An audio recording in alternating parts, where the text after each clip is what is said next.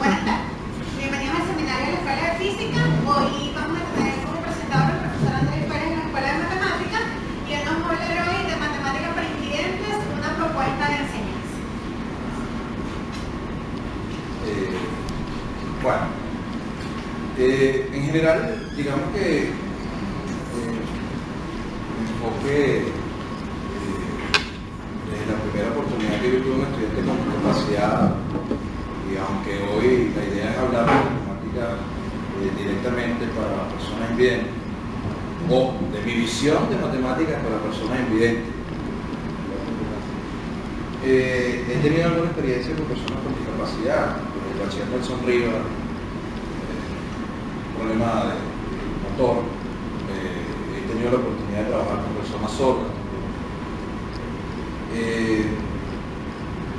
Hay algo importante que siempre me gusta resaltar en las oportunidades que he estado hablando un poco de esto, y es que el docente en algún caso quizá pueda estar más limitado que el mismo estudiante para el proceso de enseñanza-aprendizaje. O sea, en general, cuando nos tenemos que enfrentar a situaciones como esta, o cuando sencillamente lo solicitan, el docente en particular habla de, bueno, yo no conozco nada de la enseñanza para ciegos, o nunca he tratado de un tipo de enseñanza específica para una persona con discapacidad.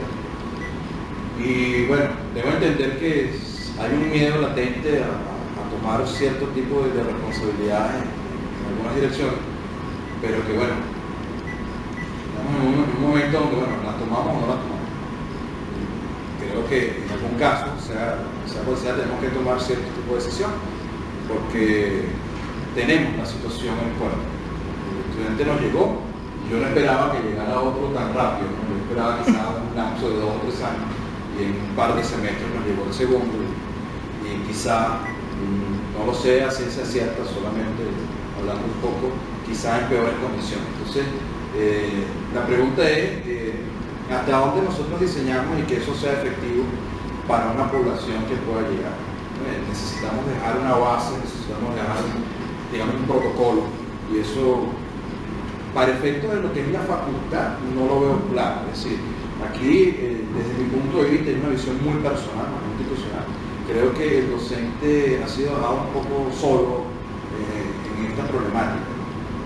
Yo en particular he recibido cierta ayuda de la Escuela de Matemáticas, pero desde la facultad como institución no. Y de las personas que se supone saben de ello, tampoco. Entiéndase que en general a la discapacidad, hablando de discapacidad en general, ha tenido un mayor abordaje, pero en las ciencias sociales.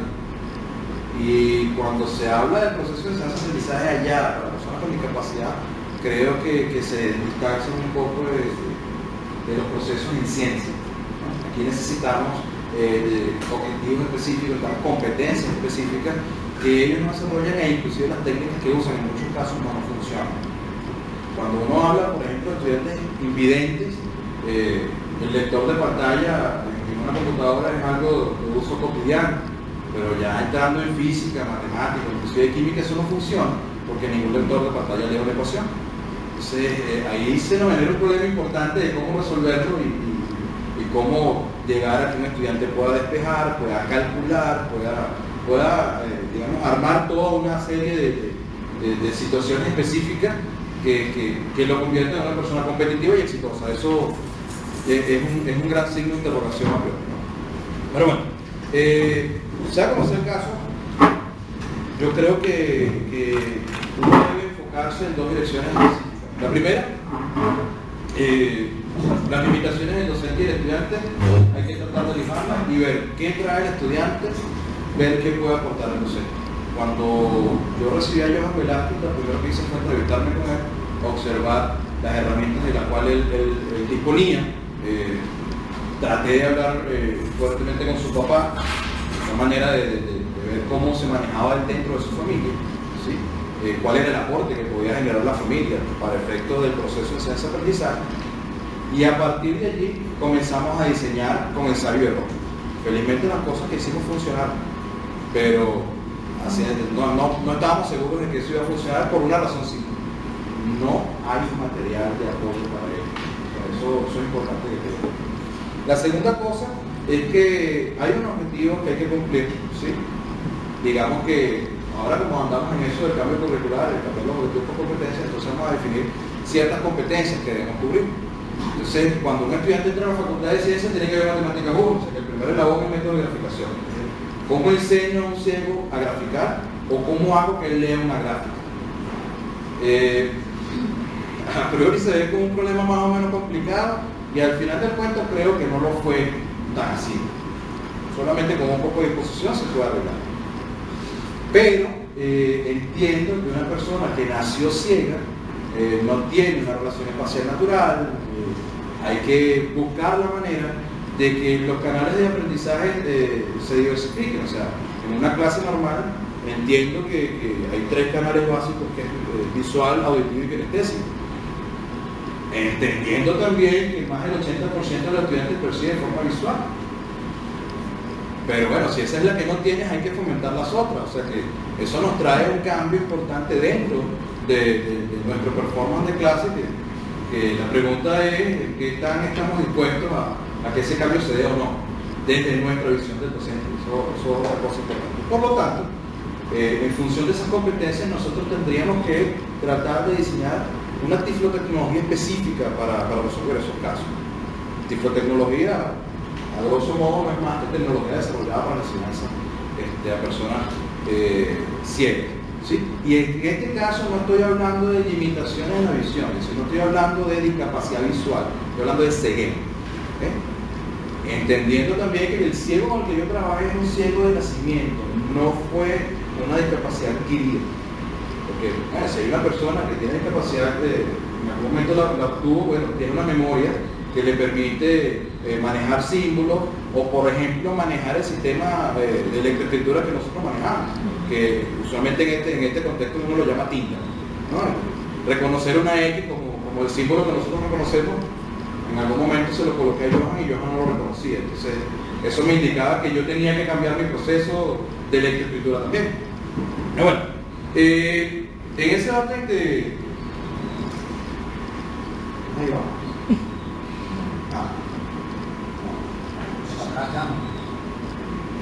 Ok, en ese orden de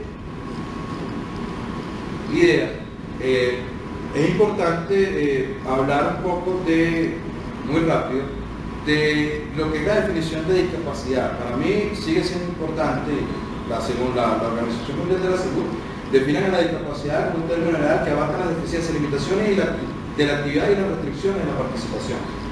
Obviamente las deficiencias afectan una estructura, una función corporal, eso está claro. El hombre no ve, ¿no?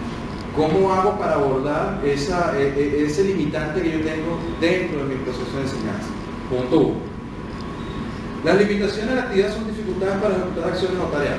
Eso también está claro. Por lo tanto, cuando hablamos de discapacidad, hay 2 términos que se están jugando un papel importante allí, que es la integración e inclusión. Y según estas nuevas tendencias educativas, e inclusive las leyes que se emiten, que se emanan desde el Ministerio de Educación Superior, sin ánimo de entrar en el ámbito político, pero obviamente todo funciona en términos verbales, ¿no? Se debe hacer, vamos a abarcar, hay que fomentarlo. Sea como sea el caso, todo termina en una mesa de trabajo y no se concreta nada. Es decir, cuando vas a desarrollar una actividad, o particularmente vas a desarrollar una tecnología, en pro de que se cumpla un proceso de enseñanza-aprendizaje, que se satisfagan algunas competencias, eso no se da, ¿no? Hace poco una representante del viceministerio me decía que el ministerio proporciona ayuda en cuanto a el asesoramiento para la enseñanza a las personas ciegas. Bueno, yo quiero saber en qué parte del ministerio me van a enseñar a darle matemática a un ciego, ¿no? Pero sea como sea el caso, cuando se habla de integración e inclusión hay 2 situaciones que en principio están separadas. Yo creo que deben trabajar en conjunto. Me explico. Cuando tú tienes un individuo con discapacidad y lo integras a un sistema, lo estás integrando, pero siempre hay un sector en el cual él permanece. ¿Por qué? Bueno, porque tiene condiciones especiales. Bueno, eso está claro hasta cierto punto. ¿Qué es lo que se espera? Que él sea incluido. Y al ser incluido, bueno, es una línea general que se mezcle con todo el mundo. Pero en la inclusión, en general todo el mundo debe manejar a la discapacidad como tal y debe ser capaz de ser un actor dentro del proceso. Eso en líneas generales es falso. Eso no va a ocurrir, porque desde ese punto de vista tendríamos que incluir estudiantes, profesores, personal administrativo y que sepan trabajar con las personas con discapacidad. Eso no está muy claro. Ahora, cuando se trabaja con discapacidad y particularmente con una persona ciega, se habla de un término que son redes de apoyo. Yo creo que las redes de apoyo aquí son muy importantes. Y hay redes de apoyo que pueden venir desde el mismo sistema. Por ejemplo, los estudiantes en la Facultad de Ciencias funcionan con una red de apoyo importantísima. Y creo que en esta facultad los estudiantes tienen un papel muy importante con respecto a la ayuda de traslado e inclusive de alimentación de estudiantes con discapacidad. Pero dentro de un salón de clase y restringiéndonos al proceso de centro de aprendizaje resulta muy importante porque funcionan como transmisores de información. O sea, en algunos casos yo me preguntaba, oye, ¿qué está en la pizarra? Cuando se hacía un gráfico. Y entonces a alguna persona le describía. Esos monitores de dentro del salón pueden venir desde dos puntos de vista. Uno, una escogencia de dedo desde el docente o una escogencia en función de la enseñanza que obtiene desde el invidente. Es decir, Johan discriminó quién es el que mejor le daba la información y lo seleccionó y se acabó, ¿no? Y el negocio fue más o menos interesante en términos de compenetración. En ese caso de inclusión. Pero cuando hablamos de evaluación, la inclusión no sirve. ¿Por qué? Claro, porque la serie de juguetes que podríamos tener dentro de un salón de clase como una máquina Perkin Braille, una máquina de escribir para ciegos, o sencillamente el interactuar para recibir una parte del examen oral y otra parte escrita, eso ocasiona ruido en el resto. Entonces, algo con lo que yo siempre he trabajado es, cuando se habla de discapacidad, usualmente hay una palabra que es discriminación asociada a ello. Y si todos lo centramos en la persona con discapacidad, entonces, ¿qué pasa con el resto? Cuando tienen un salón donde hay 90 chamos, o simplemente hay más que no tienen alguna discapacidad evidente. Entonces, desde ese punto de vista hay que hacer integración, es decir, usted va a ser evaluado en otro momento y en otro lugar, quizá a veces en dos tiempos, pero manteniendo unos estándares. Entonces, la preocupación inicial era mantener unos estándares y ahí traté de ubicar. Bien.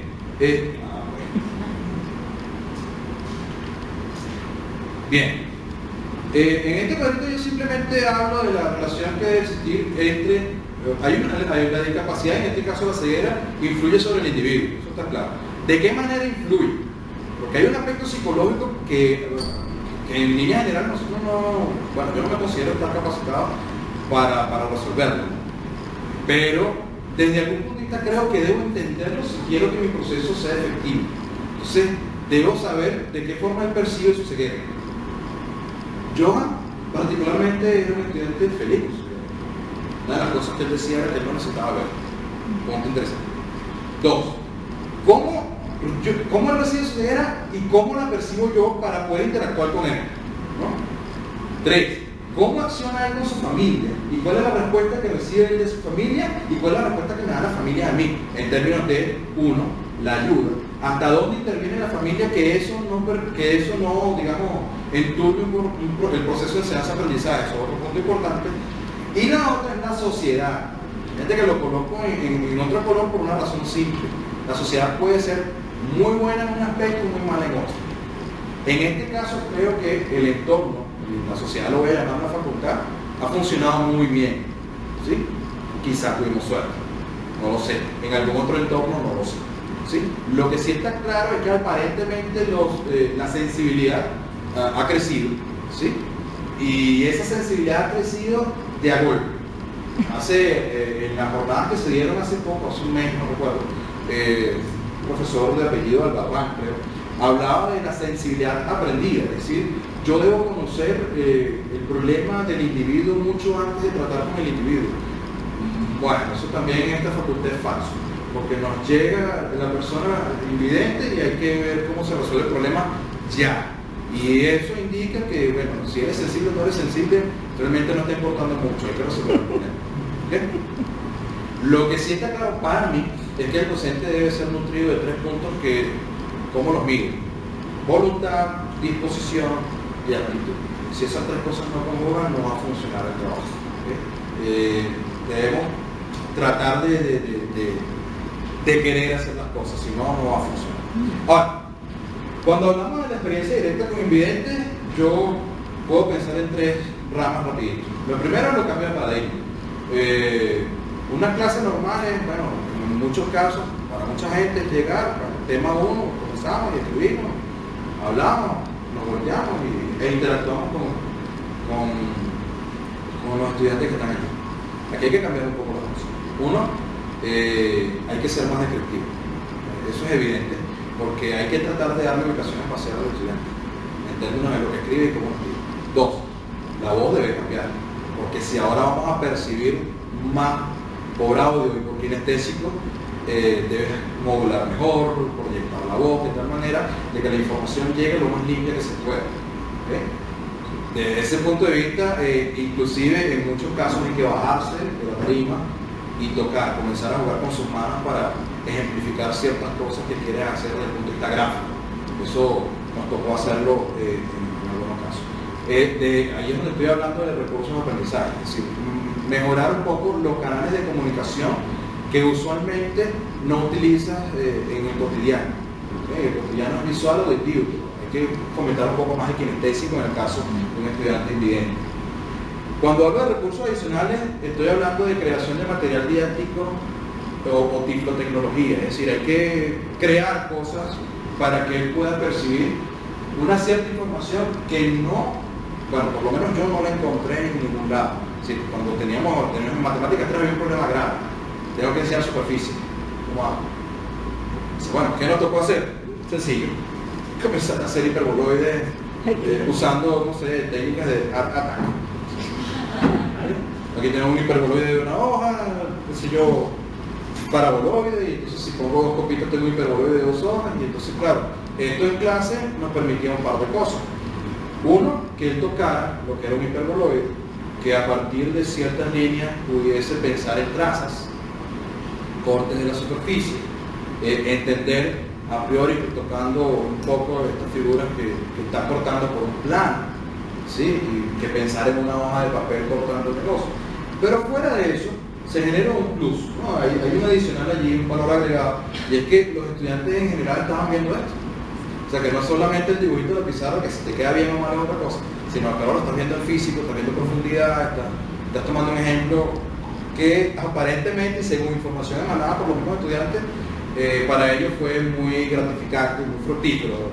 El aprendizaje se mejoró bastante, inclusive logramos más o menos ahí tratar de hacer una silla de montaje, ¿no? Eso para explicar los puntos de ensilladura y todo. O sea que ese material hay que generarlo. Fuera del otro material que les voy a mostrar, sea cual sea el caso de materiales artesanales, no existe. O sea, tú no vas a comprar un hiperboloide en la librería, ¿no? Hay que generarlo. ¿Cómo? No sabemos. Bueno, aquí se buscó la técnica. ¿Quién hizo esto? El padre de Dios. Felizmente el señor estudia arte y entonces, bueno, tiene ciertas habilidades en manualidades, y esa es la parte de la red de apoyo que es importante. Si usted no se conecta con la familia, quizá la ayuda que podría obtener en casa, que no ocasiona un cansancio fuerte en usted, se diluye. Eso, por esa parte creo que es un punto muy bueno. El otro es el uso de la tecnología asistente. Felizmente, cuando Johan llegó tenía un geoplano, trajo una caja matemática. Una caja matemática es una caja con orificios y tiene fichas, vamos a llamarla, que por un lado tienen escritura en tinta, letras en tinta, números, tinta es el sistema que nosotros usamos, y por otro lado está el braille. Entonces claro, él toca ahí el braille, voltea y coloca en la caja y entonces va escribiendo, por ejemplo, ecuaciones o ese tipo de cosas. Eso obviamente trae una limitante de tiempo importante, ¿no? Yo creo que está de más decirlo. Y a priori había que mejorar eso. Desde el punto de vista del proceso había que mejorarlo, porque no podíamos tardar una semana en hacer un simple. La otra era el uso de una computadora. Felizmente, este estudiante manejaba o maneja la computadora magistralmente, o sea que lo que teníamos que hacer era adaptar su recurso a mis necesidades o a las competencias que yo quería que tomara. Por lo tanto, hubo que crear digamos, enlaces entre esa tecnología estándar y lo que yo quería hacer. Fíjense que cuando uno comienza a investigar, yo encontré en el año 2003 en Chile, un profesor intentó enseñar matemáticas a un estudiante ciego, y él manejaba las matemáticas de memoria y procedimental, pero en general los ciegos son enseñados así.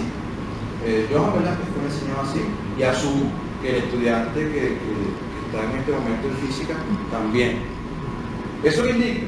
Si llegamos a una ecuación 3x² más 2x más 1 igual a 0, entonces él entiende que para resolver eso debe usar la resolvente.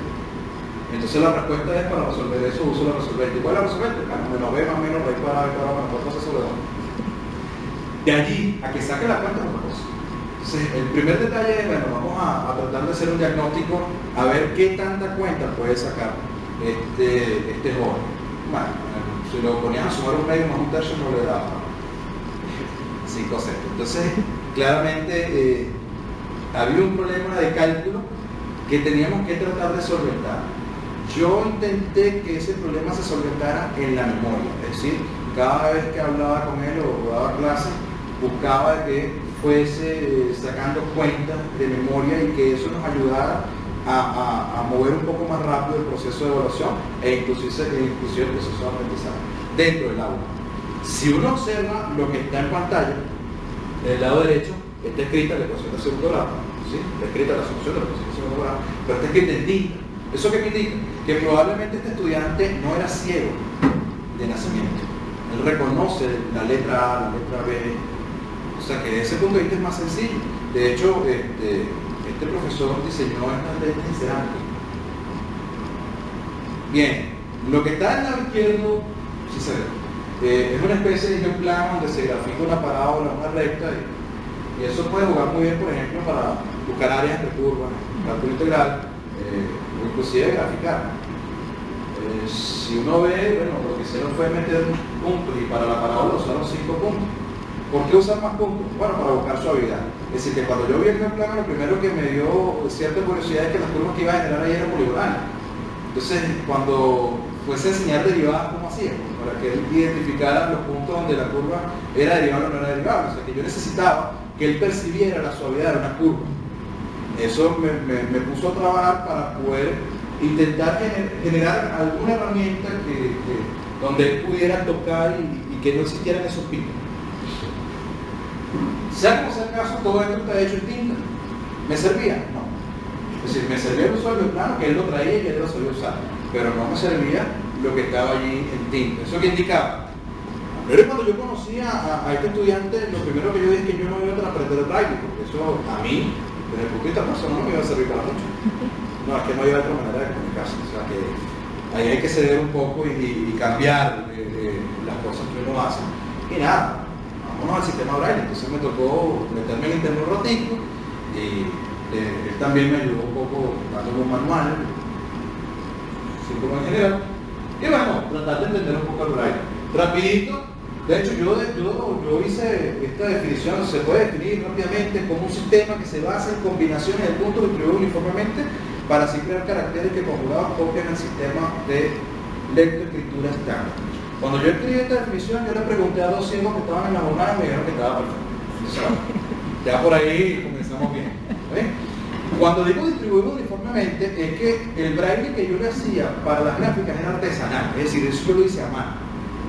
Y hacerlo a mano indicaba que no necesariamente los puntos iban a estar distribuidos uniformemente. Cuando eso no es así, el estudiante no entiende qué dice. Entonces hay que tener cuidado cuando, por ejemplo, uno usa un trabajo artesanal. Lo que está escrito ahí abajo es justamente mi nombre, Andrés.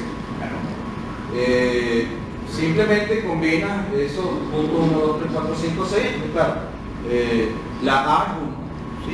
La N es 1, 3, 4, 5. Esto está acá, y así va. Primero, simplemente lo que hay que aprenderse el abecedario, los números y listo. El detalle es que nosotros tenemos 10 números, del 0 al 9, o sea que las primeras 10 letras, bueno, en realidad las letras, la primera es la A y el 1 es A, o sea que en realidad el sistema va de 1 a 9 más 0. ¿Okay? las primeras 10 letras también son números. O sea, existe una manera de identificar cuándo estoy hablando de una letra y cuándo estoy hablando de un número. Para eso se usa el símbolo numérico. El símbolo numérico es 3, 4, 5, 6. Una L invertida. ¿Okay? Entonces, claro, si uno hace eso, ahora de qué herramientas, de cuáles herramientas dispongo. Dispongo de una máquina Perkin-Braille. Esa máquina tiene 7 teclas centrales más 2 espaciadores. Esas teclas, las 3 teclas juntas de la derecha y las 3 teclas juntas de la izquierda, el del medio es el espaciador. Es para los 4, 5, 6, 1, 2, 3. Pero se identifican al revés. Es decir, no comenzaría 1, 2, 3, no, es 1, 2, 3. De tal manera que si escribes al revés, la máquina lo perfora al revés y entonces le lee al derecho. ¿Se ve? Ok. Sí, claro, dispongo de la Perkin-Braille. De hecho, acá tengo un ejemplo de algo que él hizo, un límite, ¿sí? Con una modificación que le hice al Braille. Entonces, dispone una Perkin-Braille, eso te produce una información que está escrita en Braille en papel Braille. Esto no es cualquier cartulina que uno va y compra, porque la cartulina tiene un grado de dureza un poco mayor, se perfora y entonces pierde sensibilidad. ¿De acuerdo? Y bueno, lo que está abajo, no sé si se ve bien, es un par de ejercicios que hizo en algún momento para algún examen. ¿Okay? Entonces aquí teníamos otra limitación importante. Nosotros estamos trabajando la herramienta y el conocimiento matemático al mismo tiempo. Es decir, él está aprendiendo matemáticas y fuera de eso está adaptando su conocimiento a lo que estamos haciendo. Eso nos produce un estrés un poco mayor al docente y evidentemente al estudiante. Por lo tanto, las sesiones de trabajo se incrementan también. Hubo sesiones en clase normalita donde, bueno, vamos a clase, que está sentado, se da una clase en el estilo que sea, como cualquier clase normal. Hay un periodo de evaluación que se hace fuera, que en muchos casos nos llevaba 2 o 3 tiempos. Y hay un periodo adicional que se implementó al final de clases teóricas habladas, además por estilo platónico. La derivada es tal cosa, no sé qué. Entonces eso, él agarraba su telefonito, grababa y se llevaba esa información. Entonces lo que hacíamos era discutir sobre matemáticas, ¿no? Y ver cómo fijar esos conceptos y luego tocando, bien sea en braille o bien sea con alguna herramienta gráfica, ver cómo se terminaban de afianzar esos conceptos. Bueno. Ahora, cuando probablemente muchos de ustedes conocen el libro de Pedro Balso, sí. Y ese libro para un ciego podría ser un desastre. El método de graficación, ¿no? Primero que todo es gráfico, ¿no? Y entendiendo que en física uno de los grandes problemas que hay es que el hombre despeja, ¿no? Hay que resolver ecuaciones y necesita despejar. Bueno, particularmente Pedro resuelve eso, ¿no? Usando diagramas, una manera más o menos gráfica de entender cuáles son los procesos que están inmersos dentro de la ecuación, manejando el uso de las teclas y pensando en eso de que, bueno, tú no pasas un 2 que está sumando o restando, al final del cuento eso no es verdad. Tú aplicas la inversa. Entonces, decimos, yo quiero resolver la ecuación raíz de 1 más 3 veces de pegar de 2x igual a 1. ¿Cómo resuelvo eso? ¿Cómo despejo x? Bueno, Pedro usa los diagramas. ¿Y cómo yo uso el diagrama ahora para...? Entendiendo una cosa. La preocupación inicial era que él manejara los estándares de cualquier estudiante del curso. Por lo tanto, él debía ser evaluado en las mismas condiciones. O sea, que yo quería que él hiciera el diagrama. Entonces lo que hicimos fue diseñar un diagrama braille. Claro, uno parte de donde, claro, x es 1, 3, 4, 6. Que son los 4 puntos que están ahí. Uno parte de x y a ese x le va aplicando operaciones. La primera operación que le aplica es 2 por algo. Entonces, claro, si uno observa en el diagrama de la derecha, está x a la izquierda. Hay una serie de puntos que son la guía. Y al final aparece 3, 4, 5, 6, que es el símbolo numérico. Aparece 1, 2, que es el número 2, por la letra B. ¿Sí? O sea que eso dice 2 por, y aparece 1, 3, 6, y luego aparece 3, 4, 5. El 1, 3, 6 es el paréntesis abierto y el 3, 4, 5 es el paréntesis cerrado. O sea que eso es 2 por algo. ¿Se ve? Entonces, claro, la que está debajo, lo que está debajo, en la segunda línea, es 3, 4, 5, 6, 1, 2, que es el número 2, y al lado aparece 1, 3, 4, 6, que es 2x, que es la respuesta. Entonces, claro, eso sería lo que él llenaría en esta casilla. Es decir, tú aplicas X, le aplicas la tecla 2 por alto y lo que te da abajo es X, que es lo que te aparece en la pantalla. ¿Ves? Entonces lo que hicimos fue trabajar como una S. Claro, como una S en bajada. Pero entonces cuando llegamos acá abajo tenemos el producto final. Es decir, lo que está escrito en la última línea es raíz cuadrada de 1 más 3 veces l pegada a 2x. ¿Sí? Eso sería lo que iría en este recuadro. ¿Qué va al lado? El 1, porque se supone que la línea que está en el medio lo representa igual. Bueno, lo que va al lado del 1, ¿cómo hago para hacer eso? Dice, bueno, aplico otra S pero para la subida. Entonces ahora voy a partir del 1. La pregunta es, ¿qué tecla debo aplicar ahora? Bueno, la inversa de la última que aplicaste. Entonces el toque arriba, la última que aplicó, busca la inversa y es la tecla que tienes ahora aquí. Y así nos devolvimos y lo que teníamos abajo, era justamente la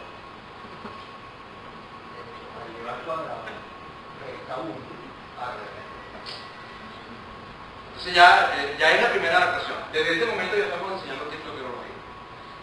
Yo no sabía que estaba haciendo eso, cabe destacar. Es decir, simplemente hicimos esto y funcionó y resolvimos un problema a priori. Entonces lo que hicimos fue ir resolviendo problemas a medida que iban apareciendo. ¿Okay? Pero esto en efecto es cicloteología. ¿Okay? Después llegamos ahora tengo un problema, necesito graficar. Te pasas al siguiente capítulo donde hay una galería de curvas. ¿Qué uso ahí? Es geoplano, este es el geoplano de él. La foto es de su geoplano. Ahí, bueno, simplemente hay postes, son varillas que se acercan, yo los llamo postes. Son postes y ligas. ¿Qué ocurre? Cuando él vino con su geoplano, él trajo 3 tipos de postes. Él trajo postes de madera, ¿sí? Él trajo postes acrílicos y trajo postes que le diseñó su papá, que son de aluminio y al final están rematados con puntas de flechas. Esos postes están diseñados para representar vectores, cosa que a la física le funciona muy bien, porque me genera la orientación que necesito. ¿Qué ocurre? ¿Para qué yo usé esos postes con flechas? Para las así. Es decir, yo representé aquí una hipérbola donde el ojar que está en el medio, no sé si se distingue, es el origen. Entonces si cuento 1, 2, 3, hay una asíntota en X igual 3, una asíntota vertical, entonces yo pongo abajo para que tiemble. Eso es bueno, sencillo. Coloco un poste en 3 en el último punto del plano, un poste abajo en el último punto del plano, con flecha, la quito allí y eso está representando la asíntota. Los postes acrílicos los usé para los huecos de la curva, cuando la curva no está definida en un punto. Y los postes de madera los usé cuando los puntos pertenecían a la curva. Entonces lo que hicimos fue una codificación de la información en el aspecto gráfico. Listo, resolvimos el problema de la gráfica. ¿Cuál era el problema que seguíamos teniendo? Que era una poligonal. No teníamos solidez. Pero lo que está al lado es una hipérbola, es la hipérbola básica. Yo le construí a él la galería de 17 curvos que hay en el capítulo 4 del libro de Pedro Alzo, a mano. Esa curva está hecha a mano con bordado líquido. Y eso es lo que estoy usando en papel bond. ¿Okay? Bueno, lo que hay que tener un poquito de curso ya.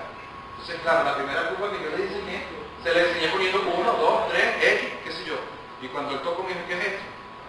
Me di cuenta que no reconocía la X ni el 1 ni el 2. Entonces la siguiente curva tuve que hacerla usando un driver. Esta, dice que si uno ve, tiene el número 1, número 2, número... Bueno, después lo que hice fue quitar los números y entender que yo no estaba hablando de letras, sino de números, para, digamos, quitarle el ruido a la gráfica. Pero bueno, ahí lo que hice fue la galería de gráficas, donde abajo digo, bueno, esta es la gráfica número 3, para darle un orden, que era el mismo orden en que yo iba dando la clase ya. Entonces, ¿qué hice yo? Le diseñé la galería completa. Y cuando yo estaba en clase, que búscate la gráfica número 1, entonces yo le explicaba la gráfica a los otros muchachos y lo tenía mal.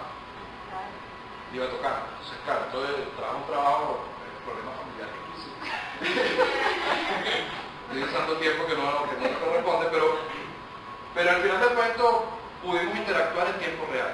Eso fue un punto interesante porque lo que nosotros estábamos viendo lo estaba tocando. Ahí es donde estamos comentando el kinestésico en buena medida. Sí, por ejemplo en las curvas para las tangentes, si le vas a poner tangente a la curva, eso no... ¿Me hablas de la función tangente? No, de las rectas tangentes, disculpa, de las rectas tangentes Okay, a la curva en un punto. No. Digamos que nosotros hablamos de eso mucho en física, Sí, por la se puede hacer. Lo que hacemos es que colocamos, bueno, nosotros definimos aquí un código, por ejemplo, esos punticos significa que hay una cinta. que la curva se baja. Pero si hay una asíntota, entonces eso estaba hecho, más adelante tengo una con asíntota. Entonces yo siempre hacía las asíntotas en un formato. Ok. Sí. En algunos casos lo que hacía era que, por ejemplo, la recta tangente la ponía más gruesa que la otra curva, de tal manera que pudiese con la textura identificar cuándo estaba en una curva u otra. Bueno, básicamente es eso. Pero bueno, ¿cuánto cuesta un potecito de bordado líquido? En aquel entonces costaba, no sé, 20 bolívares. Con la inflación quizás 60 bolívares ahora. Pero dura bastante, o sea que en general no están gastando dinero, no es algo que pueda hacer cualquiera, no. Digamos que lo que estaba buscando era generar una tipo de tecnología que fuese accesible, factible, barato, ¿no? Y que pudiese usar más o menos regular. El detalle está en que el papel no dura mucho, con el sudor y la cosa, o sea que eso habría que mejorar. ¿Existe forma de mejorarlo? Sí. Por ejemplo, el acetato, trabajando con agujas de tejer, funciona. Pero pierdo cierta... Cuando, por ejemplo, tengo huecos en las curvas, puntos donde no está definida la curva, hay ruptura, pierdo cierta sensibilidad ahí. Pues, ¿cómo hago para que eso quede un poco difícil desde el acetato? Entonces, preferí quedarme con el bordado líquido. Entonces, claro, en este caso, yo necesito resolver inecuaciones, capítulo 7, ¿cómo le hago? Bueno, utilicé el plano para representar la intersección de la curva. Bien, si uno hace un gráfico más o menos decente, digamos, usando una expresión coloquial, la pepa de ojo, él puede determinar más o menos en dónde se ubican las soluciones que está buscando. Es decir, dónde las curvas se cortan y claro, como sabe dónde una es más grande que la otra, puede discriminar la solución. Si el punto de la izquierda lo llama A y el otro lo llama B, él puede decir, bueno, la solución es desde menos infinito hasta A, cerrado o abierto, dependiendo de cómo sea la desigualdad, unido con desde B hasta el infinito, cerrado o abierto, dependiendo de el problema es ubicar el A y el B. Para resolver esa ecuación que hicimos, usamos la máquina Perkin-Braille y eso nos generaba una ecuación que podemos resolver en el papel. ¿Sí? Entendiendo que todo el proceso, por ejemplo, de despeje, bueno, necesito quitar la raíz. ¿Qué voy a hacer? Elevo al cuadrado al otro lado y entonces ese proceso tenía que irse haciendo mentalmente. ¿No? ¿Por qué? Por varias razones. Una, no disponíamos de otra máquina Perkin-Braille porque fuese sacando cuenta del lado. Dos, trabajar, por ejemplo, con el abaco chino, que es una de las herramientas que proporciona la teoría. No funciona porque tarda demasiado. Tres, la caja matemática es un desastre si te pones a buscar fichita por fichita. Entonces, ¿cuánto tiempo vamos a invertir en una evaluación? Entonces hay que ir fomentando ese trabajo mental. Eso lo hicimos y funcionó. Obviamente, hay ciertas cuentas que por espacio no se nos dan. Porque la Perkin-Braille a lo ancho es una máquina de escribir de las antiguas y si uno observa lo usamos a lo ancho, dispongo de 40 caracteres. Yo saqué la cuenta y para escribir límite cuando n tiende al infinito de la suma desde k igual 1 hasta n, que es lo que uno hace para hacer Riemann, por ejemplo, se hizo 19. Es la mitad del papel y todavía no he escrito ni la función, ni el delta, ni nada de eso. Entonces, wow, tengo una limitante importante que tenía que resolver después. Por ahora, para el efecto de una ecuación sencilla, me funcionó. Necesitaba que él describiera curvas. Es decir, si yo te doy una curva cualquiera, tú puedes determinar dónde está el máximo, el mínimo, si hay asíntota, dominio, rango, todo eso, si se curva, y esto está hecho con bordado líquido. Entonces, claro, aquí tengo representadas las asíntotas y eso que está hecho a mano, todo lo que es los números, el feedback me lo da al mismo. Se puede, pero ahí está quedando buenísimo. Puede leer, porque si él puede entender, entonces estoy hecho. Entonces lo que hicimos fue eso y fíjate que en aquel caso hay una curva que tiene una fórmula específica. O sea, eso no es una curva cualquiera avanzada a mano, sino que hay una recta que tiene una ecuación, hay una curva trozo que tiene una fórmula específica y que en base a eso, ya conociendo la galería de curvas permanentes, se puede hacer un trabajo que tiene que ver con continuidad en las funciones, identificarme las rupturas o discontinuidades, qué tipo son, si son infinitas o no son.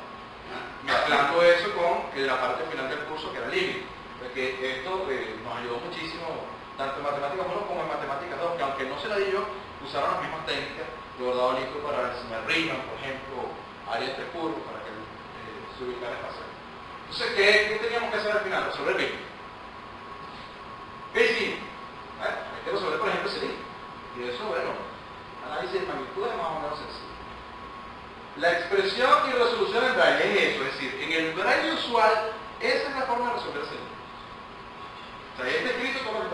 porquería.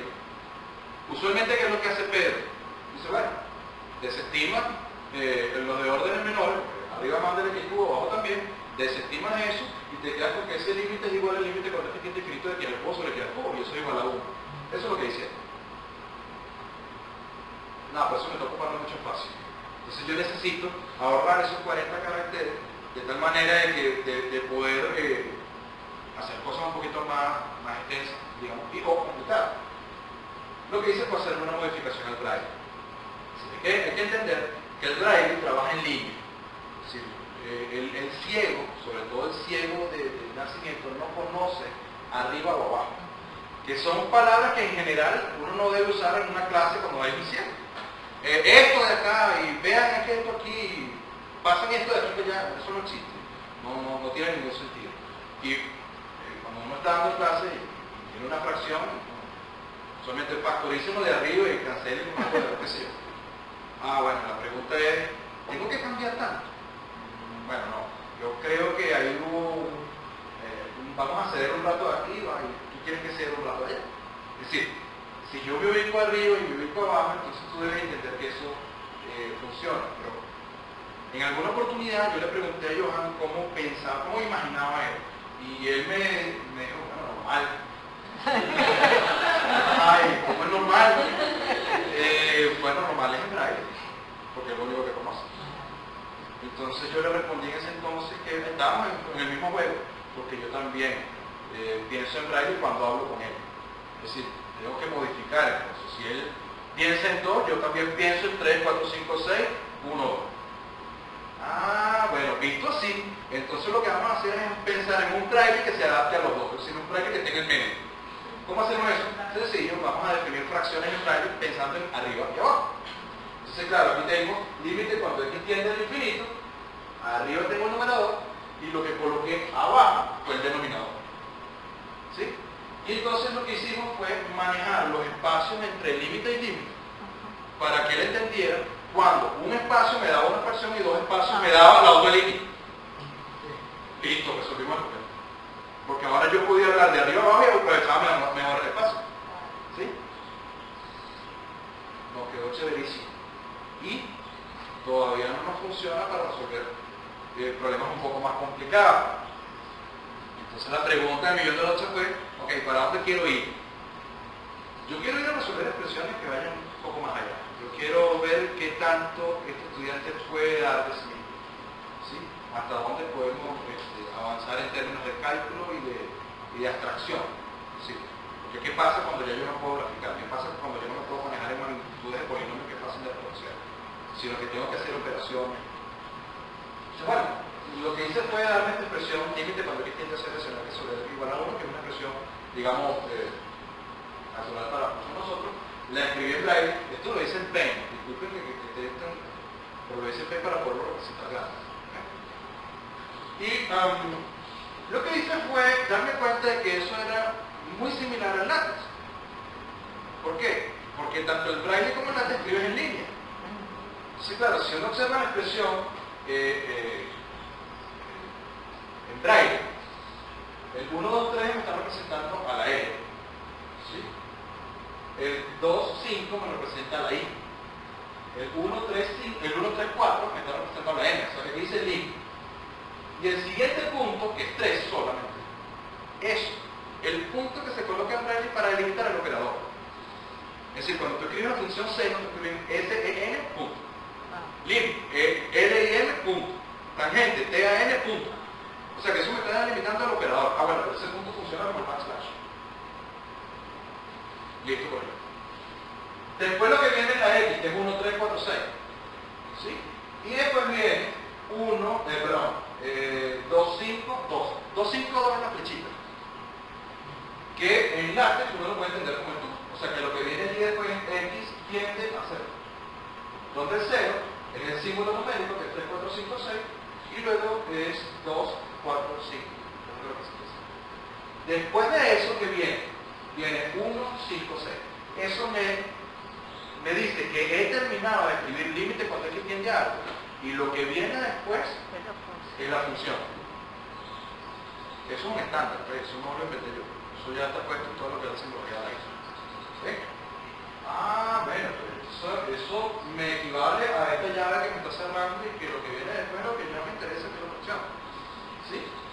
Y lo que viene ahí para allá es seno de x sobre x. Pero el sobre, si uno lee de allá para acá, los últimos dos símbolos representan el número 1.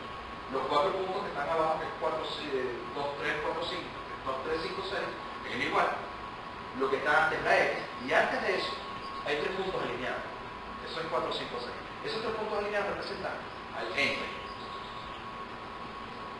¿Ven? Bueno, ese entre es mi frac.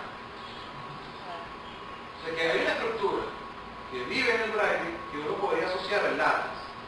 Resulta que cuando yo se lo mostré yo, funcionó.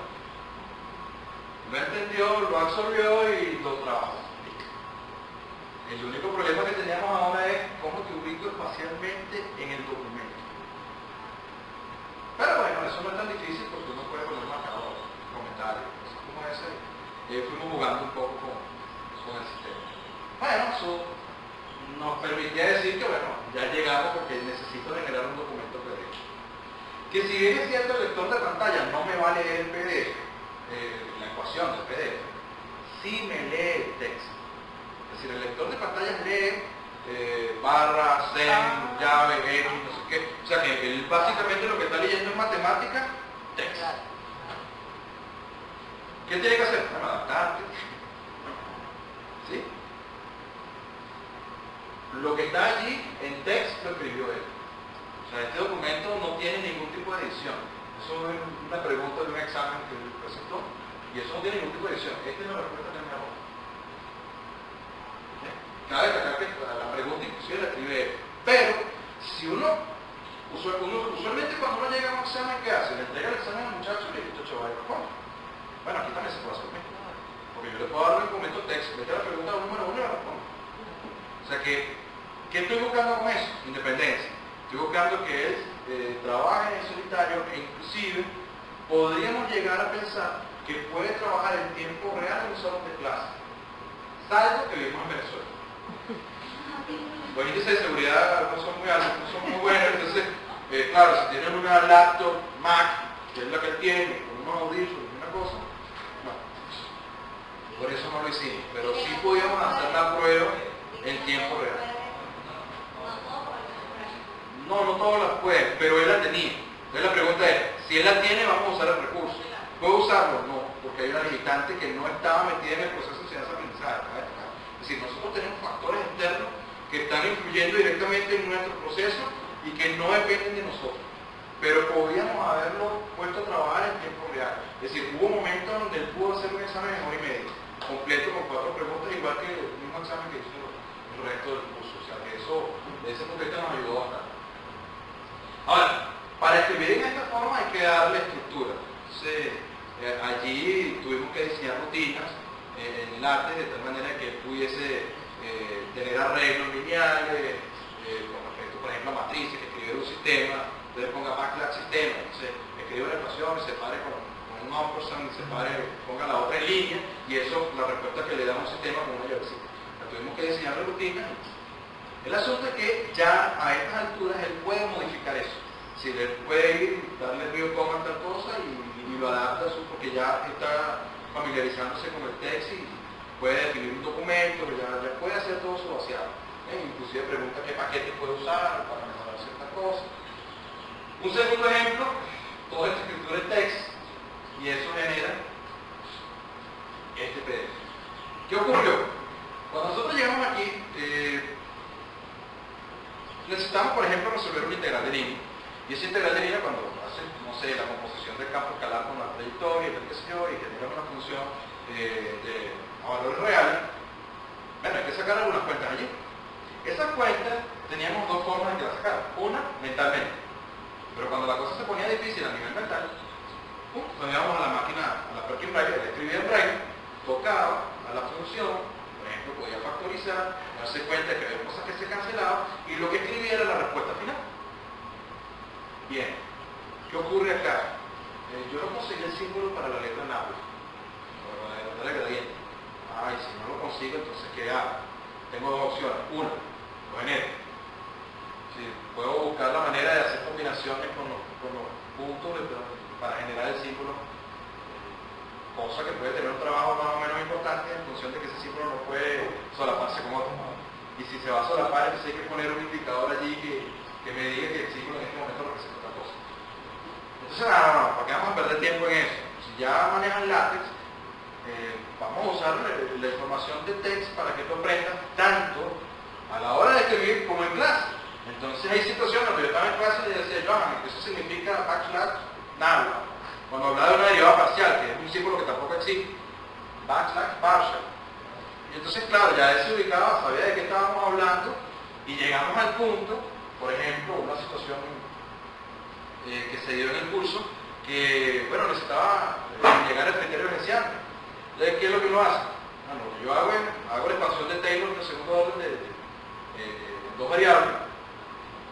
Le doy la forma matricial y aparece la matriz hessiana. Entonces, bueno, si la función es de clase C2, esa matriz es simétrica. Bueno, le estoy echando el cuento y él me dijo, sí, no, claro, esa matriz es simétrica, por no sé qué tal. Entonces, al final, sí, se estaba integrando con la clase desde el audio, asumiendo que la otra parte visual la estaba obteniendo desde el texto. O sea que en este momento el texto funcionó muy bien como un incentivo para el proceso de ciencia-aprendizaje y genera respuestas como esta. Debo destacar que te lo error ortográfico, eso no lo puede editar. Por último, lo voy a presentar un ejemplo de algo que no puse el texto, pero esto lo escribió. Es decir, haya los valores de K para que este sistema no tenga solución. Bueno, aquí hizo el proceso de Gauss-Jordan, lleva allá y resolvió esa ecuación. Pudo hacer. Aquí estamos conjugando evidentemente dos herramientas, que es el texto como herramienta de dar una solución final que la pueda leer cualquier persona, y estamos conjugando el braille para que él pueda, por ejemplo, escribir la matriz y bueno, si multiplico esta por dos insumos, puedo sacar cuenta y generar un producto final. Esto lleva un poquito más de tiempo, pero produce un documento que a mi parecer es limpio. Eso, si tú lo presentas en cualquier lado, me parece que lo sé que estoy haciendo. Bueno, yo creo que desde ese punto de vista tenemos muchas herramientas para trabajar. El detalle está en que, bueno, fuera de las limitaciones geométricas que tiene un curso de varias variables, como el curso de matemáticas que acá, necesitamos, por ejemplo, representar planos, espacios. Entonces lo que hicimos fue modificar el plano. En vez de trabajar con barritas, hablando con el padre, bueno, diseñamos barras en aluminio, con una métrica, y entonces lo que hicimos fue levantar los vectores del plano. Entonces ahora las ligas las montábamos en una barra aquí, una barra acá, y ya podíamos tener vectores que se despegaban, y entonces lo que hice fue como hojas de papel o cartulina, las metí entre las ligas, entonces ya tenía un plano que lo podía tocar. Entonces tenía sentido pensar en un vector normal, entonces ya había una ubicación espacial. Un estudiante invidente o con algún tipo de discapacidad no maneja ciertas competencias, no tiene ciertas competencias, bueno, ¿qué hacemos? Porque ya está aquí. Entonces, o buscamos la manera de que él aprenda lo que necesita, o lo lanzamos al curso y que vea qué hace. No sé hasta qué punto eso puede ser una discusión donde podríamos estar una semana tratando de ver en dónde nos paramos. Yo soy de los que cree que si voy a tratar de ir en una dirección, voy a tratar a ganar. ¿Okay? Yo de eso de jugar a perder no me gusta mucho. Entonces, en función de eso, creo que hay que cubrir ciertos aspectos. Por tanto, mi juicio, antes de entrar a física 1, el caso de Johan es que Johan es estudiante de computación no la ve, pero antes de entrar a física 1 creo que necesitas herramientas matemáticas, si no la tienes más rápido. ¿Okay? Desde ese punto de vista, yo creo que esto nos ayuda bastante a resolver despejes, sobre todo en tiempo real. O sea, porque creo que el detalle con la ficha fue bien. Al final es una idea traída desde una caja matemática buscando la manera de que sea más fácil de encontrar. Unas fichas pequeñitas, eso es horrible. Si de repente las fichas son más grandes, o tarjetas, o sea, funciona. Pero sea como sea el caso, seguimos invirtiendo mucho tiempo. La pregunta es de qué tiempo disponemos si tenemos, no sé, el semestre pasado fue de 14 semanas. tenemos un curso completo. Fuera de eso no es que tengamos descarga, no es como voy a llegar nada más a un estudiante invidente, sino que tengo un curso de 80 personas, tengo que corregir, tengo que dar clases, tengo que preparar, tengo que hacer todo eso y aparte de eso tengo que diseñar para otra persona que es otra cosa. O sea, diseñar un examen aquí no está tan sencillo. Ahora, visto así, sí es más sencillo, porque ese sistema se lo pusimos a los demás. Él puede en este momento resolver lo que hacen todos los demás. Ya por ahí me quité el problema. El detalle estaba en cuándo le da compilar y que no compile. ¿No? Entonces, lo que intenté con eso fue que escribiera en látex limpio. Es decir, que tratara de que cada vez que escribiera lo que estuviese escrito fuese claro.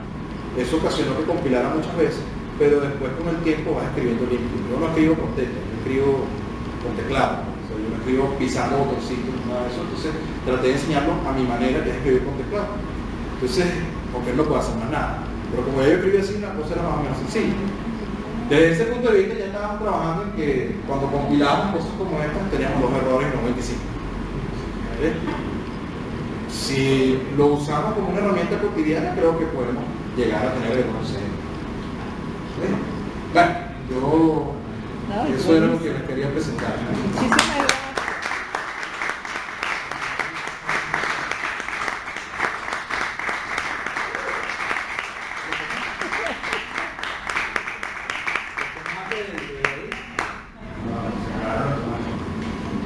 No sé si tienen preguntas, no sé. Pero una pregunta, me imagino que es una modificación en el teclado para él. Nada. Le das a esta máquina y escribe, le das a la de y escribe, le das un teclado, una PC cualquiera y escribe. La máquina es una Mac. Le das una PC, le doy la PC de mi oficina y le escribe. Eso tampoco es una limitante, por eso te digo que a priori tuve suerte. Ok. Porque ya en otros casos, que una persona que haya tenido experiencia con computadora, tendría que tener un teclado exacto. En Pero- este caso eso no era una limitante. Pero, por ejemplo, el lector, ponte, lee las teclas, las que vas tecleando. El lector lo puedes colocar a que lea silábico, que lea por carácter o que lea expresiones completas. Ah, ok. Y a la velocidad, él usualmente cuando está solo usa una velocidad de 85% más o menos. Escuchas algo más o menos así, pero porque eso es lo que escuchas. Cuando estábamos trabajando de no, hermano, tienes loco. Entonces él lo bajaba a más o menos 30-40% y yo lograba distinguir. En el camino pude lograr distinguir hasta un 55-60%, de tal manera que pudiese trabajar más rápido. Pero cuando estoy trabajando en text, a veces es muy bueno que el lector trabaje por caracteres, ¿no? Porque lee barra, sobre todo cuando tienes que corregir. No, si te devuelves en la línea 58 hay un error, bueno, ubica. No es que yo te lo voy a resolver, sino trata de ubicarlo y entonces él lee silábico y se da cuenta que le faltó un corcheto o alguna cosa. Aunque cabe destacar que tú puedes colocar, tú puedes hacer la modificación para que cada vez que coloques un paréntesis te coloque un 2. Le dejes el cursor dentro. Pero no en todos los casos funciona, sobre todo cuando vas a colocar. Lo que pasa es que el sistema es una rutina, ¿no? Pero si tú vas a colocar un sistema como ese, necesitas una llave de un lado y del otro no. Entonces, colocar los dos podría traer problemas. Otra cosa importante, si están escribiendo en látex, en general, los espacios no son buenos para un ciego. No, por ejemplo, ¿qué hago yo? Seno de X. Bueno, yo no pongo la llave. Pongo seno, abro un espacio, pongo la X y él me entiende eso como lo que yo quiero que entienda. O cuando escribo, por ejemplo, un medio, pongo frac, espacio 1, espacio 2 y eso me lee el medio, no coloco la llave. Eso no sirve para él. Es decir, que la idea es que en ese caso él escriba el látex como debe ser escrito, de tal manera que él pueda llenar los espacios con el símbolo que debe ir. Entonces él se acostumbró también a eso, bueno, así fue enseñado en función de evitar los errores. Si no hay espacio, él pierde la ubicación espacial, pero genera mucho juego. Y cuando íbamos a saltar dos líneas, por ejemplo, él entendía eso, pero si era necesario, montábamos comentarios. Una vez que supiese, bueno, ahora voy a sacar la cuenta tal y que supera comentarios, entonces eso sí lo ve el lector. Eso para darle ubicación espacial dentro del documento, que él pueda decir, no, ¿a dónde me voy a devolver si Entonces, bueno, lo que voy a corregir es un integral tal o qué sé yo, y ese integral está entre estos dos comentarios. Entonces él ya se ubica en el comentario y ahí comienza a leer línea por línea o carácter por carácter, y eso le permite modificar, volverse a sacar alguna cuenta, si hay un error numérico, por ejemplo. Cosas. Este chico anteriormente su bachillerato estudió en escuela normal, Sí, el bachillerato fue en una escuela normal, pero con las limitaciones del sistema. Cuando hablo de limitaciones del sistema, hablo de limitaciones actitudinales. Es decir, él fue educado en una escuela normal, pero con el desdén normal. ¿Sí? Es decir, básicamente la educación fue procedimental, porque ellos no iban, estamos en Venezuela, y hacer eso quizá pueda ser hasta entendido. Entonces, no iban a modificar tanto una estructura de evaluación como para dedicarse a una persona con ciertas necesidades específicas. Pero fuera de ello, la escuela tampoco estaba en disposición de, es decir, la escuela normal quería enviarlo a una escuela especial, y en la escuela especial no iba a recibir la información que necesitaba. Las personas que puedan haber tenido la oportunidad de hablar con él pueden darse cuenta de la capacidad intelectual que puede tener ese joven. Cabe destacar que ese joven es músico de cámara, ese joven estuvo en conservatorio hace cuantos años, pianista, fuera de eso, programador, al punto de que él enseña a programar a sus compañeros, los proyectos los hace él. Estamos hablando de una persona que no va a ser un espera en el que le quite la posibilidad de ser exitoso. Entonces, sí, hubo las limitaciones. Esas limitaciones lo que nos trajo como consecuencia, es decir, nos endosaron sí, el problema del cálculo, básicamente, fuera de una comprensión global de lo que puede hacer la matemática o la física, lo que sea, el problema del cálculo. Pero debo destacar también, otra vez la suerte, la familia de este joven, un papel importantísimo. Su papá se sentó con él a diseñar símbolos para química, no existían. Todo lo que era de dibujo técnico, él tenía todos los juguetes para hacerlo. Y ese señor diseñaba. Yo me senté a diseñar el bordado líquido. Al final, entre todos, llegamos a la conclusión de que el bordado líquido era el que mejor le proporcionaba información a él. Bueno, sobre todo por la suavidad de la textura. Pero cuando trabajas con el material de dibujo para ciego, haces perforaciones en el papel. Y esas perforaciones no discriminas entre una y otra. Entonces, si tú colocas los ejes y una curva, los puntos son los mismos tanto para los ejes como para las curvas. ¿Sí? Y si hay más de una curva, bueno, ya se pasteló todo, porque cuando se comienzan a cruzar, no sé si recuerdan en el libro de Pedro Balson el uso de caminos. Bueno, él también hizo caminos por orden. Pude identificar una curva y otra, entonces lo que hice fue cambiar la textura. Lo que pasa es que, bueno, no sé, estilo Morse, pues raya, punto, y el otro largo continuo. Entonces, claro, no puedo meter 7 curvas. Le enturbio mucho el sistema, pero él pudo hacer un camino y pudo identificar el camino y vértices del camino, y las respuestas eran muy buenas. Ya está en el cuarto semestre, ya pasó todo el semestre. Debo destacar otra cosa. Matemáticas 1 la vio conmigo, sacó 17. Matemáticas 2 la vio con otros profesores, no recuerdo cuántos años. Usaron técnicas en función de lo que yo había diseñado y tampoco sé hasta qué punto. Lo que sí recibí, y lo recibí por información que él mismo dijo, es que tenía ciertas limitaciones de integración. Es decir, el proceso de cuentas le costaba un poquito, ¿no? Hacer ciertas cosas, porque las limitaciones normales del sistema anterior. Cambio trigonométrico, cómo se lo explico, cómo hago que haga tal cosa, y ahí el negocio se pone turbio porque hay muchos puntos, muchas rayas y tengo poco paso. Matemáticas 3, bueno, nos dedicamos a hacer esto, él pudo escribir completo y sacó 16. Está muy sobre el promedio del curso de cargas. Entiendo que en ese curso solamente aprobaron 12 personas y él fue la segunda mejor. Y la aprobó la primera vez que la vio, matemática. Sí, la 1 o la 3. Pero, ¿y las veía con otros cursos? O por ejemplo, Matemáticas 1 la vio una sola. Él escribió completo. En el primer semestre tuvo un problema con discretas, porque que lo atendió no le pagó. Entonces llegamos a la semana 10 y el tipo no había hecho ni siquiera un estudio. Entonces de eso habla de la disposición. Pero las otras dos las aprobó. O sea, él escribe semestre completo y debo destacar que eso fue en contra, creo que para computación de personas que son 4 materias. Sí, son 4 materias. Él escribió 4. Y tuvo que retirarlo. Y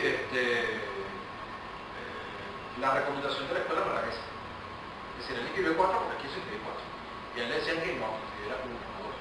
No, porque las 4. ¿Por qué? Porque no quiero que me discriminen como estudiante. Pero por Si yo voy a entrar en un sistema como este, entonces me debo comportar como un estudiante de este sistema y no de otro. Claro, pero por ejemplo, la experiencia de nosotros con el estudiante de física. Él, bueno, esto es una opinión, digamos, un poco por la experiencia tuya, ¿no? Digamos, este estudiante le fue muy mal su primer semestre. Entonces, él va a inscribirse de nuevo. O sea, se va a inscribir con todas las materias. Entonces, yo lo que me pregunto es, dado la experiencia, porque en este caso el muchacho inscribió las 4 porque él quería ser tratado como una persona normal, ponte, sin ninguna nivel, porque limitaciones tiene, como cualquiera puede tenerlo, ¿no? Pero le fue bien. Entonces tú allí, digamos, el sistema dice, ok, este muchacho tiene toda la capacidad para seguir adelante. Entonces ahí ya tú dices, bueno, ok. Pero en el caso nuestro, oye, ¿cómo tú convences a ese estudiante? Esa es mi pregunta, porque para mí es difícil, digo, bueno, pero ¿cómo tú le vas a permitir a ese estudiante, con la experiencia que tuvo, inscribir otra vez 3 materias? Yo lo veo desde 2 puntos de vista. Ajá. Y quiero hacer una reflexión rápida. Ajá. Yo creo que no es tan fácil, porque él no puede tener un químico. Sí, pero ¿quién te garantiza que ahorita ni aprenderá química, ni matemática, ni física? Claro, ahí Yo creo que este estudiante va a tener que generar una conciencia, va a tener que generarse una imagen, que no la tiene. Eso probablemente haga que algunos profesores se incentiven y se motiven a avanzar. En química es verdad, no fue atendido, de hecho la bachiller la Pati solicitó en algún momento ayuda para atender a ese estudiante ahora. Yo no sé nada de química, vamos a ver cómo se puede adaptar eso. Ahorita particularmente estoy un poco cansado, pero yo en este momento no recomiendo que él inscriba ni siquiera 2. Yo le recomendaría que inscribiera 1 y sería matemática. Él no solamente tiene un problema de que, si bien es cierto no puede ayudar a química, también tiene un problema de conocimiento, según entiendo. Yo no hablaba mucho con él. Esa parte previa, nosotros intentamos que se resolviera con una reunión antes del semestre. Es decir, yo fui informado en aquel entonces, con una antelación de un par de semanas quizás, de que iba a venir un estudiante ciego y Zenaida Castillo a dedo me dijo, mira, yo necesito que tú trabajes con esto. Yo, ok. Bueno, porque ella creyó que yo podía. Y yo tengo una mala maña que yo no le digo que no. Dice, bueno, está bien, yo voy. Entonces al final fui y nos reunimos, una serie de profesores de la Escuela de Computación, estaba Zenaida, unos cuantos profesores, recuerdo en este momento quién. De matemática bajamos 2 profesores, bajó los profesores de Santos, que es la comisión de docencia, y yo. Estaba el padre de Johan, estaba Johan y estaban todos los juguetes en la mesa. Entonces ahí comenzó el contrapunteo. ¿Qué tiene? Vamos a investigarlo, vamos a tratar de ver, a conocer a la familia, a conocer al individuo, a conocer el entorno, a ver qué trae, qué tipo de conocimiento trae. Cuando comenzó a hablar de todo, yo dije, aquí lo que hay que sentarse a trabajar. ¿Cómo? No lo sé. Vamos a ver cómo lo vamos haciendo, pero la disposición que él trae es aquí. O sea, no tienes manera de conectarte en muchas de las cosas hoy día si no manejas esta herramienta. Entonces, si bien es cierto no la manejas, la pregunta es, ¿podemos enseñarle a que la maneje? Mi pregunta es, ¿debo enseñarle a que la maneje? Yo sí. Yo creo que sí, porque eso nos ayudaría muchísimo a la fluidez y a la calidad. Es decir, aquí estamos hablando de que vamos en en algún momento a aprobar a un estudiante con discapacidad bajo qué condiciones. ¿No? O sea, hay algo que a mí me causa mucho ruido y es el nombre de la Universidad Central de Venezuela. O sea, si yo en algún momento, y lo propio pasa con Nelson Ríos, se van a graduar, que son las dos personas con las cuales he trabajado, se van a graduar, nadie puede bajo ningún concepto objetar la calidad de ese profesional. O sea que la idea siempre va a ser que él adquiera las mismas competencias que cualquier otro estudiante. ¿Bajo qué criterio? Bueno, en este momento tengo si hay otro mejor, chévere. La pregunta es, ¿él maneja las herramientas? No. Bueno, pero entonces vamos a dedicarnos a eso. Y después que nos dediquemos a eso, entonces nos vamos y enfrentamos el programa. ¿Nos vamos a tardar más? Probablemente sí, pero estamos buscando que tengamos un éxito más o menos. ¿El estudiante no la maneja? Sencillo. No puede tener esta facultad. Si no la quieres adquirir, lo siento, pero desde mi punto de vista tienes que ir. ¿Por qué? Porque la institución no puede obligarse entre un estudiante. La institución debe prevalecer. Si ese estudiante el día de mañana no está o sencillamente se fue a poner y le gustó quedarse allá, entonces la universidad no va a seguir o sí. O sea, desde ese punto de vista yo creo que está mal enfocado el negocio.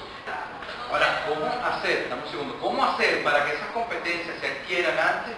No lo sé, porque probablemente eso hable de personal, disposiciones en términos de financiamiento, no sé. La verdad no lo sé. Y ya va, yo estoy dispuesto a enseñar, pero tienes que estar dispuesto a aprender y a entender que hay una serie de condiciones que tú debes cumplir para permanecer en un sistema como este.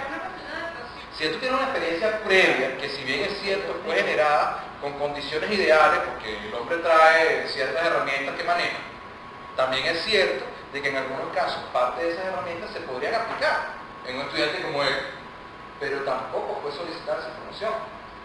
Si hay un profesor que va a trabajar con él en matemáticas, y tú sabes que ya hubo una experiencia previa en matemáticas, y que en mi oficina, en la 336, tócame la puerta, negro. Negocio simple.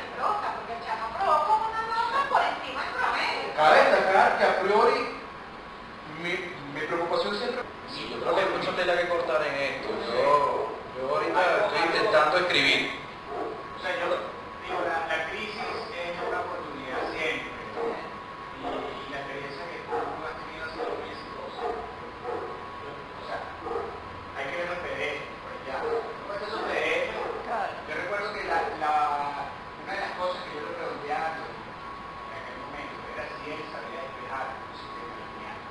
O sea, esa fue mi preocupación desde el principio. Hablamos de varias cosas y las fuimos resolviendo. Y mi preocupación era, este chamo puede despejar la tensión, cuando hago una expresión que era más cuerpo libre, porque sabemos que la parte de los motores era con la tabla se manejaba, pero y cuando empiece a despejarla con el vector, yo pensaba en eso, usar resolver un sistema lineal. Y cuando se terminó la reunión, yo hablé también con los profesores y digo, yo creo que el problema era una expresión.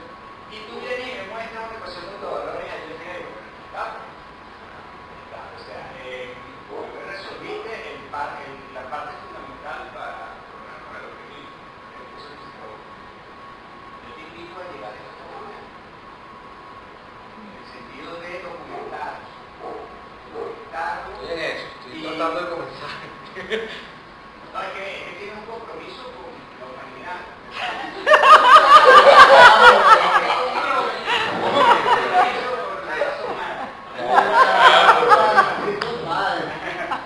Sonó como muy fuerte. Es fuerte. Sí, yo estoy tratando de hacer eso porque resulta, va a sonar un poco antipático lo que voy a decir, pero cuando se han dado las jornadas de discapacidad, yo he estado en 3 oportunidades. Y en la primera, cuando estuve con Nelson, yo me fui a hacer la discapacidad motora porque era la experiencia que tenía. Con Nelson el trabajo fue más psicológico que académico. Yo ahí no desarrollé nada. Lo que se trabajó ahí fue, bueno, el hecho de manejar esta cosa, cuando tú le hablas a la máquina, ¿cómo se llama? Sí, son los lectores de pantalla. No, lectores de pantalla para No, el audio. Eso, Sí. le habla a la máquina, abre Windows, entonces le abre Windows. Claro. Esa cosa que tiene Windows. Sí, sí. Bueno, pero ya eso lo tiene la máquina, lo que hizo fue implementarlo. Y con Nelson, él escribe con el artificio de la gorrita y la varilla, que yo pensé que era algo, bueno, primero es artesanal, pero fuera de eso, yo pensé que era algo original, yo no sabía nada de discapacidad. Me enteré en las pasadas jornadas que no existe un casco con una vaina de tal. Se le escribe con el cuello y puede teclear y puede poner una sumatoria porque me mete la tecla con el cuello. El tipo aparte de eso es un espectáculo porque es rapidísimo. Pero claro, físicamente hablando se desmorona. Y hay que entender que en el caso de Nelson, él no tiene esa discapacidad, la discapacidad de las adquiridas. Es un tiro a los 13 años en la cervical. ¿Okay? Eso era un niño que corría, eso era un niño que jugaba, se montó en una camionetica un día, llegó un malandro, se montó y le dio. Lo dejaron así, tiene todo un proceso familiar un poco difícil. Yo conozco al padre, y el padre todos los días lo digo, es mi héroe, tipo que ha hecho de todo para que ese chamo esté donde esté, está en el sexto semestre ahorita. Eso aplazó. ¿Okay? Pero no es mi posición, no soy el mejor, pero me tocó porque no había más nadie. Entonces, bueno, comenzamos a hablar y superamos algunos aspectos psicológicos y funcionó porque después avanzó y avanzó muy bien. Angélica, volvemos. Entonces, el asunto está en que sí, hay que documentar, hay que hacer muchas cosas. No sabemos hasta qué punto eso va a hacer tanta mella en la sociedad, porque la pregunta del millón de noches es ¿cuántos ciegos estudian ciencia? ¿Cuántos ciegos estudian matemáticas en el mundo? Probablemente sean muy pocos. Probablemente existan más si tienen herramientas para hacerlo, eso es la otra. Pero la enseñanza de la matemática a nivel de secundaria para invidentes debe ser, para los profesores de matemáticas debe ser. Claro, pero la pregunta ahora es ¿cómo hacemos para trasladar esto a la secundaria y que ya sea efectivo porque los profesores lo usen? O sea, eso es otro problema. Pero lo que sí me di cuenta en la jornada, y que es lo que quería decir, es que al final vinieron unos expertos. Aquí vino gente de la discapacidad por todos lados. Sí. Y eso fue pura teoría. Sí. ¿No? Entonces, con todo el respeto, ¿no? Pero ya va, uno viene aquí a ver resultados. Ese es el problema que dicen. Pura teoría, ya hay que hacer, hay que no sé qué. Entonces, cuando habló la señora esta que es sorda, hay un detalle importante, porque hay unos niveles de exigencia que en un país como este no se pueden dar. O sea, ¿cómo yo hago para tener aquí una persona, un traductor de lenguaje de señas venezolano? Wow, ¿quién paga eso? ¿No? ¿Cómo lo financia? ¿Y hasta qué punto eso no lo produce el ruido loco? Porque tienes una persona que está haciendo señas y hay 30 chamos más que están viendo eso.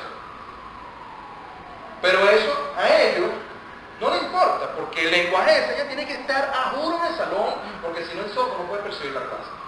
Sí, hay una posición que es muy ruda y es una actitud defensiva siempre, entonces yo decía, ya va, esto es pura teoría, porque todo funciona en puro verbo. Hacer, tratar, enfocar, se debe, tal cosa. Y nadie me mostró un ejemplo concreto, salvo la persona que vino que es la coordinadora de la unidad de discapacidad en la Universidad Monte Ávila. Yo tiene bastante tiempo trabajando en discapacidad, que es una persona invidente. Sí. Y ella mostró la Perfect Driver, mostró el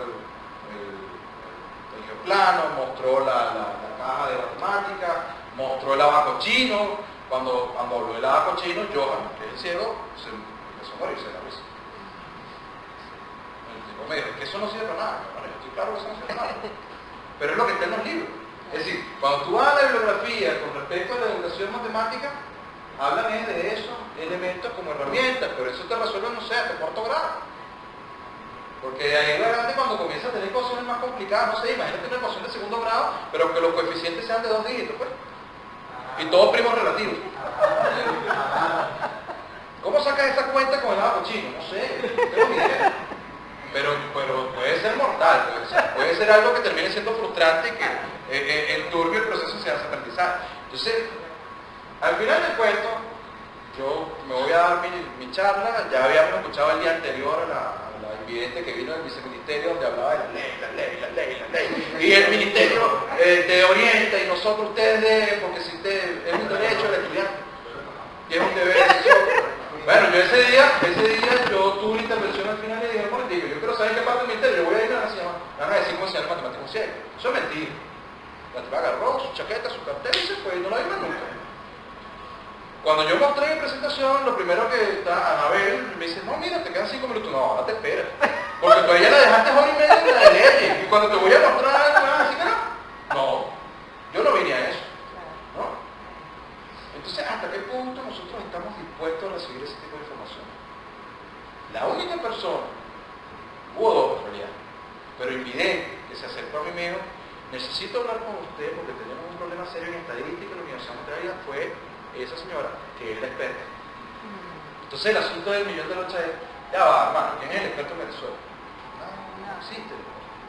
Es decir, en ese momento, ojo, dicho por María Ángela, y dicho por esta señora, el experto soy yo, no, mejor. Porque al final del cuento, ¿quién me valora? O sea, ¿quién valora lo que yo hice? ¿Cómo lo tasas? ¿Cómo sabes si las cosas que están bien están mal? Ah, no, por ese yo error. Felizmente cuajó, pero sabemos si cuaja con Anthony, no sé. Pero hay que probar. O sea, es lo que yo tengo. Y si me toca trabajar con él, es lo que tengo. Si me toca modificar eso y hacer otra cosa, bueno, ya se me ocurrirá algo. Es verdad, pero es lo que te quiero decir, que no es que, pero ya tienes la solución. Claro, No sabemos. no sabemos. No lo sabemos. Pero por lo menos un camino. No lo sabemos, pero que en este momento te califiquen de experto, wow. No, o sea, no, yo no quiero llevarme ese peso